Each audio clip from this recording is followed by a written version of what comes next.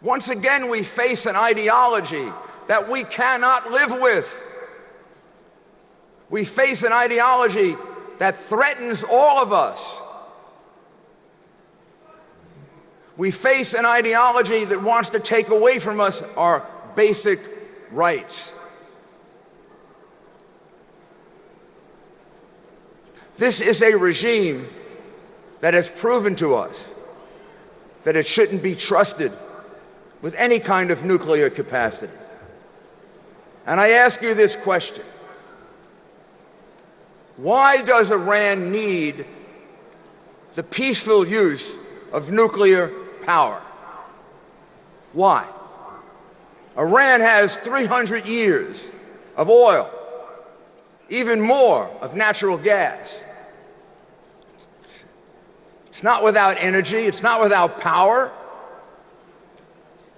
If you believe for one moment what Rohani is saying, what the Ayatollah is saying, that they want the peaceful use of nuclear power, then you know what you are? You're stupid. You're dumb. You're ignorant. Or you so desperately want an agreement that you will do what Chamberlain did.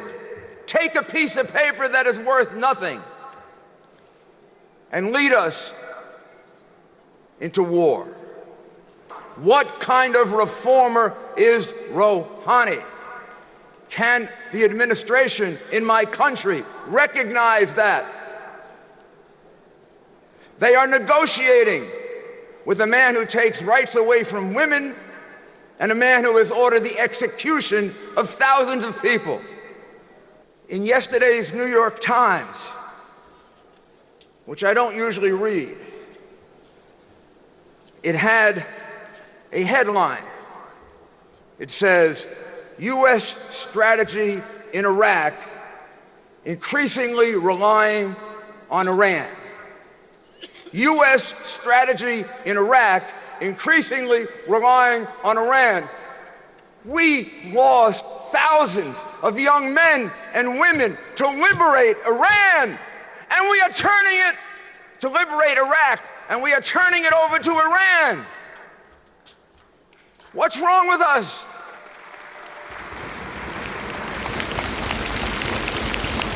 On the front lines in Iraq is General Suleiman, one of the aviators who fought in that war. Says General Suleiman, who he knew, is just a more stately version of Osama bin Laden.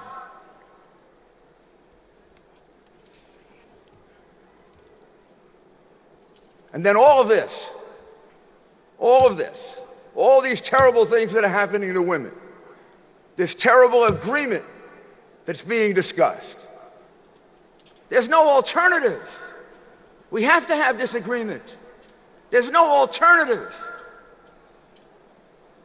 Would you come and look here? Would you look at all of these people here? Can you see how many people are here in Germany? Can you see how many people Madame Rajavi brings to Paris? 100,000? If you had been with me in Arizona a few weeks ago, just about the entire state legislature of the state of Arizona, what do you mean there's no alternative? There is an alternative. It's very simple. Here's the alternative: a non-nuclear Iran, an Iran that has elections for its officials that are fair and honest, all religions or no religions. It should have a constitution that guarantees women equal rights with men. It should have a constitution that sets up the rule of law. And then we will have achieved what we owe to the people of liberty, because I conclude always by talking to them. We're talking, we're fighting, we're working very, very hard. And I admire all of you, and my admiration for Madame Rajavi is eternal. But the people on the line here are the people at the concentration camp called Liberty, that was created not just by Iraq, but by the UN and the United States of America. I feel great guilt for my country. I am embarrassed for my country. And if I stay up here a minute longer, I will probably start crying. My country promised every one of those people in Liberty, gave every single one of them a piece of paper signed by an officer of the United States Army, gave them a promise that they would be protected by the United States of America. I sat in Senator McCain's office 3 weeks ago, and we looked at one of those documents, and I can't tell you what we said because it can't be repeated. But I am embarrassed and ashamed. My country should live up to its promise. Every one of those colonels, every one of those generals has been on a stage like this asking for our country to live up to that promise. To the people of Liberty, please know that your sacrifice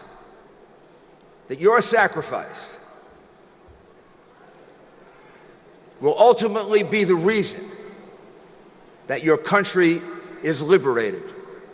And there is nothing more glorious, nothing more wonderful, nothing more fulfilling, and nothing that can make your life more worthwhile than to liberate your own people. 2 days later, we'll say, how did it happen so fast? You know why it happened so fast? Because millions of people are living in oppression. They need one thing. They need one leader. They need one action that will move them forward. And you, the women of Iran, the women of the Middle East, the women of the world, you can lead this. Iran is the most dangerous regime in the world. It should be removed for the safety of the world. And we should stand with the people of Iran who want to do that. Let's have courage and do not give hope. God bless you.